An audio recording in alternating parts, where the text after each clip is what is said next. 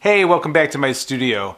Years ago, I discovered that when you let your old house paint dry out, you get some cool discs of paint.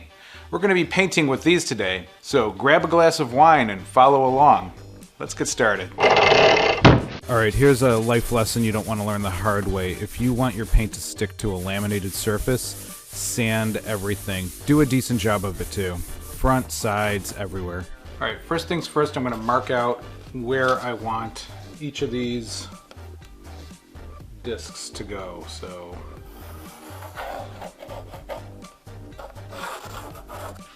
and somewhere around the middle we got the flower, and I want the petals of the flower to kind of go off and wrap around the sides, so I'm going to move it off center. I think that should be good.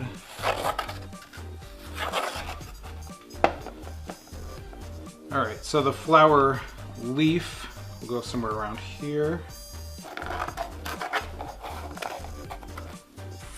Alright, so I have cerulean blue hue, I have cerulean blue, and then titanium white, and then I'm just going to fold these in to each other, kind of like a batter. And you'll notice I'm not using an artist's palette. I don't see a need to buy yet another gadget, so I'm just using these tops from takeout containers, and then just kind of really heavy strokes.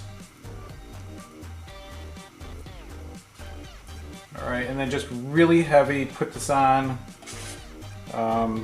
Kind of you do your own thing, really. I mean, if you don't like this style, then, you know, switch it up. This is your painting, so make it yours. Now, the one thing you'll notice is that I'm putting this on really, really thick. It will actually dry this thick.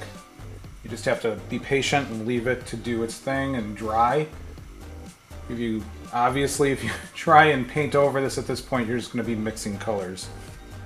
And then I'm not painting inside where I want the disc to be. I'm just going to paint around the edges.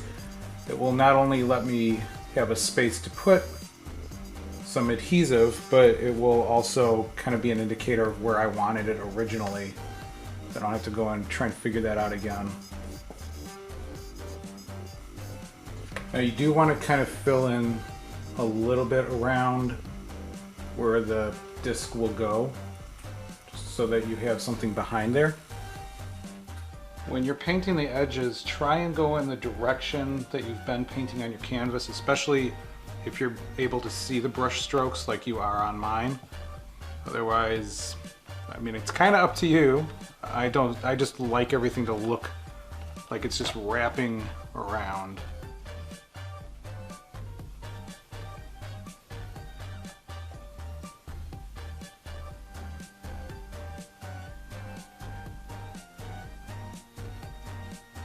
For the grass, I'm going to use some sap green, a dash of phthalo green, some titanium white.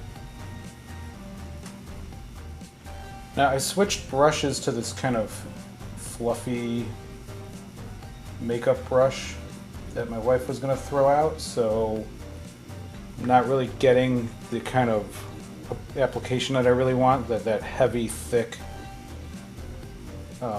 application here, so might switch brushes later, but while I'm at it, might as well keep going. Alright, time to switch brushes and reload my paint. Alright, I keep forgetting to mention that I'm using acrylic paints here. I never use oils, I don't really like them, don't really know how to use them, so acrylic all the way.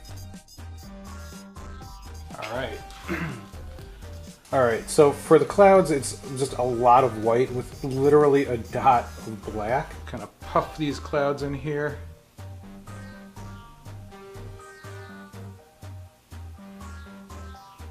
Give them a little bit of a swirl in this.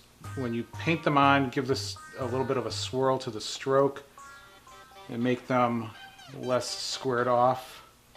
They're still a little too gray for my taste. I really wanted these to be more bright. So I'll come back over and paint on them again with some just regular plain white. And there we go, wrapping the clouds around the sides here. I'm going to start putting the petals on this flower. So primary magenta in the middle, crimson over here, and then crimson hue on the other side, which, I don't know, one's tomato and one's pinkish. I don't know, whatever. Anyway, I'm gonna start actually down where the stem is gonna be. I wanna start off center to that and add a petal. So that way, as I wrap around, I'm not interfering with where the stem will be. And each petal is essentially a loop. And as you decide where to put your petals, you'll also need to decide what shape you want them to be. And in this case, mine is actually picking up a little bit of the blue and adding a little bit of purple to it, which I kind of like, so I'm going to leave it in there. As you're watching me put these petals on, now is a fantastic time to join my growing community and hit that subscribe button. Not only will you hear about new videos, but you'll be a part of the community. Time to put on the sun.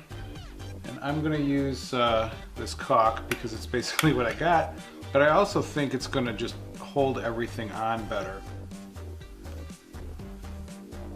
Attaching the larger discs, I need to drill these pilot holes, and then I'm just going to screw them in from behind, hoping that the screw doesn't go all the way through. Okay, secretly I measured first. Now this disc was really dirty, so I'm just going to paint it a nice bright white. Okay, and again, the same thing for the larger disc, only it's larger, so it's getting 3 screws, and then some caulk. And you might have noticed that I got some sawdust under there, so I just painted right over it. Not a big deal. And then just screwing on from behind. And again, this one's really dirty from just sitting around for so long, so I'm going to paint over it.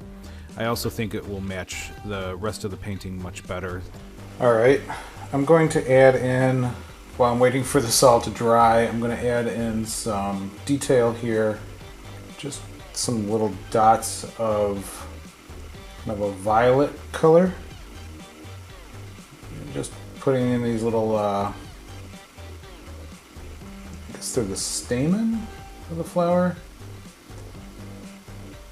Let's see what I think of it afterwards. The great thing about paint, you can always paint over it. Alright, I'll live with it for a while, see what I think. Alright, now I'll live with it for a while and see what I think. So for the stems, I'm using the handles from some kind of shopping bag. These are really thick cotton, so it soaked up the paint nicely, but took forever to dry.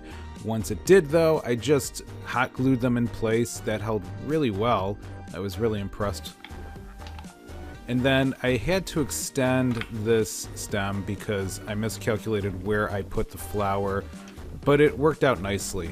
For the leaf, I just hot glued this in place first, cut the bottom part on an angle, and then just kind of smushed it into place. Alright, before I reveal the final piece, I want to say thank you for watching. I hope you enjoyed it as much as I enjoyed making it. Alright, without further ado, here you go.